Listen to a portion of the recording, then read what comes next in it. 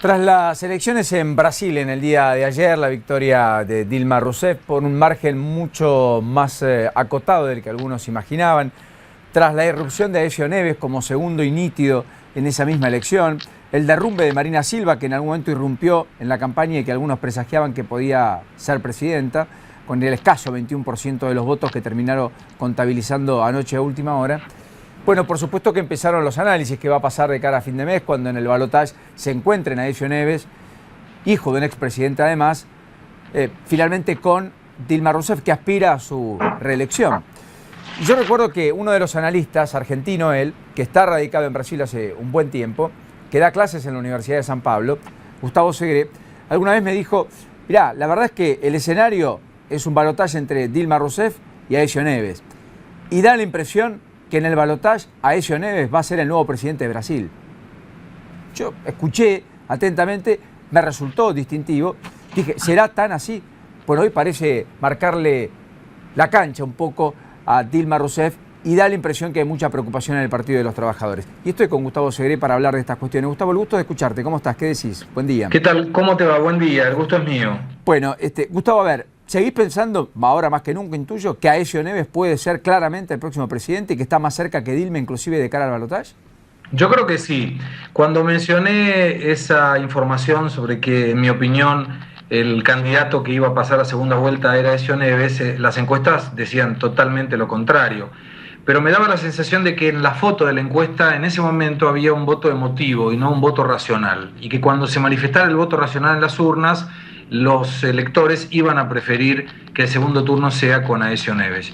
Y vos sabés que preparé algunos escritos sobre por qué Aécio Neves me parece tiene mayor capacidad o condición, no sé si capacidad, pero condición para llegar a ser el próximo presidente, fundamentalmente porque hay una cuestión que tiene que ver con el tiempo de televisión que los candidatos podrán tener a partir de ahora, en esta nueva etapa, en la segunda vuelta. Son 10 minutos para cada uno, y antes Dilma tenía prácticamente el doble que Aécio y el triple que Marina. Por otro lado, se está esperando noticias que tienen que ver con lo policial, con lo económico, en una delación premiada, para que entendamos mejor, es un acuerdo que acusados hacen con la policía para, a cambio de informaciones valiosas, tener conmutación de penas. Y me refiero a la Petrobras, donde el gobierno del PT tiene mucha participación y donde podría llegar a salpicar a gente muy próxima de la presidenta Dilma Rousseff. Por otro lado, va a haber uno contra el otro. O sea, en los debates ahora es Dilma y Aécio. Y la elección del elector, valga la redundancia, será por quien aparente estar más capacitado. Y me llamó la atención que en el último debate, el jueves pasado, Aécio estaba sin ningún papel en la mano. Respondía a preguntas con una coherencia increíble. Y por el otro lado, Dilma Rousseff estaba con una carpeta muy grande donde aparecía el asunto y ella iba y buscaba en el asunto para agarrar informaciones y datos. Y esto es algo importante. Si vos a eso le sumás que Aécio sonríe todo el tiempo y que Dilma está todo el tiempo serio, yo creo que debemos considerar como válidas la posibilidad de que Aécio sea el próximo presidente de Brasil. Bueno, fue electo senador Romario, ya vamos a volver a la elección de fondo del balotaje, pero entre los datos distintivos está Romario como senador, que iba por el 62% tiene Romario, claro, muchos votos. Pese a que el socialismo salió tercero, y bueno, efectivamente lo hizo para Río de Janeiro, o en Río de Janeiro. ¿Qué otros datos distintivos quedaron? Ayúdanos a comprender el fenómeno de la elección de Brasil de ayer, que a nosotros también nos llama mucho la atención por esa contabilidad tan veloz, tan rápida, pese a la masividad de la elección, que se ha hecho a través del voto electrónico. Y después quiero que me digas algo sobre esa identificación biométrica que dio, bueno, bastante lugar a comentarios también aquí en Buenos Aires ayer por la noche. Con mucho gusto. Bueno, mira, en el tema de Romario, yo creo que Romario demostró ser mejor político que jugador de fútbol, no obstante que como jugador de fútbol fue muy bueno en su época. Sí, claro. Pero lo cierto es que él no faltaba a las audiencias dentro del Congreso, además de no faltar, presentó proyectos importantes y tuvo una representatividad muy buena en el Congreso Nacional. Entonces, esto lo colocó dentro de una posibilidad de elección. Él era diputado federal y se candidataba como senador, siendo un senador votado con expresiones increíbles. 62% de las preferencias electorales es realmente mucho, y sobre todo porque era muy coherente. Él criticó inclusive a su propio partido.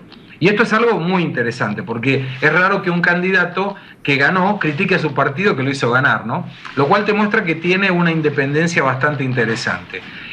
Acá en la ciudad de San Pablo se dio algo también bastante loco, que es que el segundo más votado era un payaso, que es Tiririca, que fue votado en las elecciones anteriores, pero que también consiguió tener una cantidad impresionante de votos. Así que es una elección que vos tenés candidatos con nombres muy extraños. Pero bueno, te doy un dato que llama la atención acá y cuando lo cuento la gente se ríe. En la época que no había urna electrónica, vos tenías que escribir el nombre del candidato.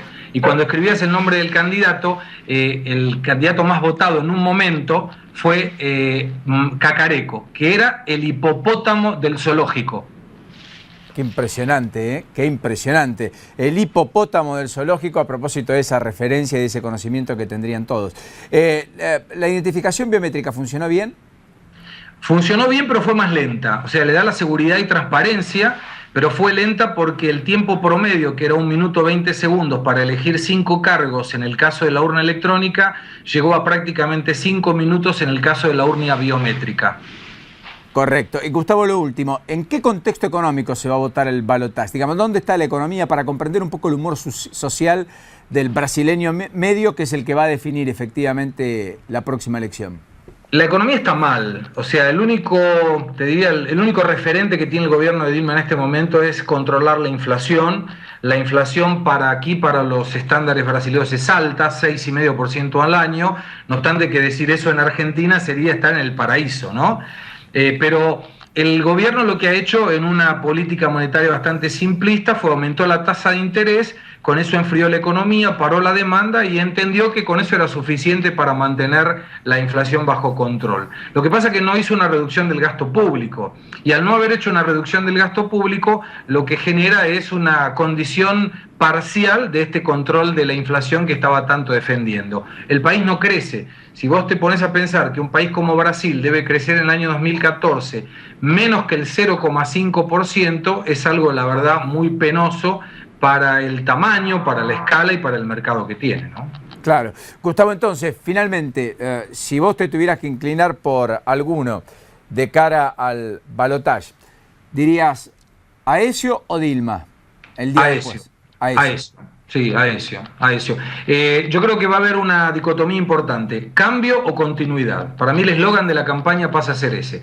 Si el electorado brasileño quiere continuidad, será Dilma. Si el electorado brasileño quiere cambio, será Aécio.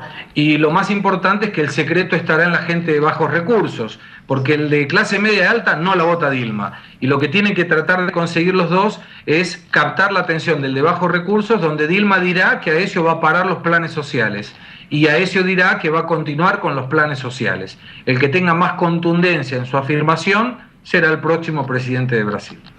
¿Cuántos planes hay, Gustavo? 56 millones de planes sociales.